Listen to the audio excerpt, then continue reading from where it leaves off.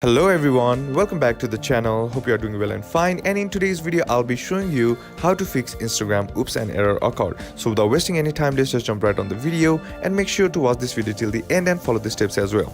Now, the first thing that you need to do is check to see if your Wi-Fi connection is strong or not.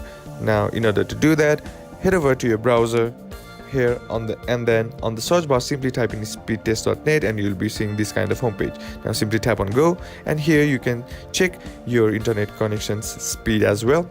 Now once you have checked that, what you need to do is simply change the internet connection to Wi-Fi or data and then try again. If that still doesn't fix the issue, then what you need to do is simply head over to the settings app, and once you're inside here, scroll down, tap on general, then tap on iPhone storage, and here scroll down and then tap on Instagram once again.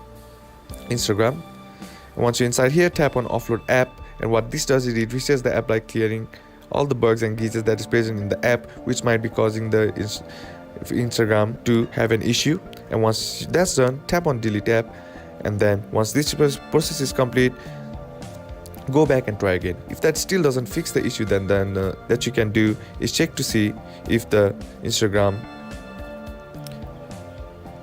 server is down or not.